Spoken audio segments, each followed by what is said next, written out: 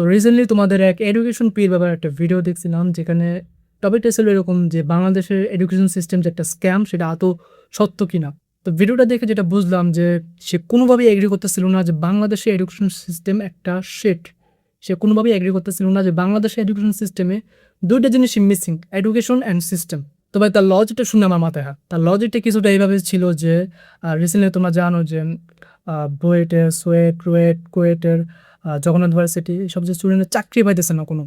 তো শাহবাগে আর কি একটা নবম কি দশম গ্রেডের জন্য সার্কুলার ছাড়া হয়েছিল, তো সেইখানে মারামারি লেগে গেছে। মানে তার লজিকটা এইভাবে ছিল যে বাংলাদেশের স্টুডেন্ট লেখাপড়া করেও চাকরি পাইতেছে না, টাকা উপার্জন করতে পারতেছে না, সেখানে যারা মূর্খ থাকবে বা যারা লেখাপড়াহীন তারা কিভাবে কি করতে পারবে। এখন ভাই একটা জিনিস আমাকে বোঝাও যে তোমার মানি আর্নিং স্কিলস বলতে কিচ্ছু নেই।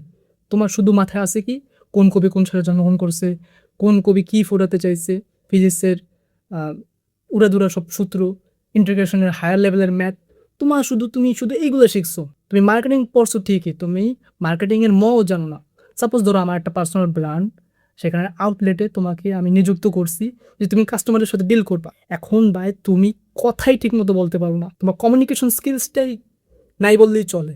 তো সেখানে তুমি কিভাবে চাকরি পাবা? তোমাকে কেন আমি চাকরি দেব? কেন ভাই?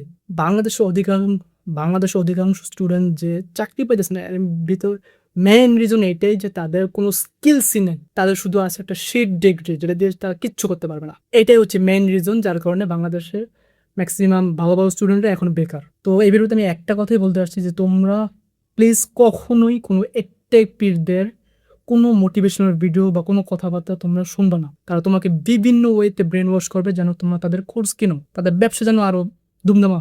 আর আমি ইনশাল্লাহ বাংলাদেশের এই এডুকেশন সিস্টেম, এই এডটেক পীরদের স্ক্যাম সবই আমি ব্রেক ডাউন করবো। আজকের জন্য এইটুকুই। ইনশাল্লাহ নিউটে ভিডিও দেখা হবে। আসসালামু আলাইকুম।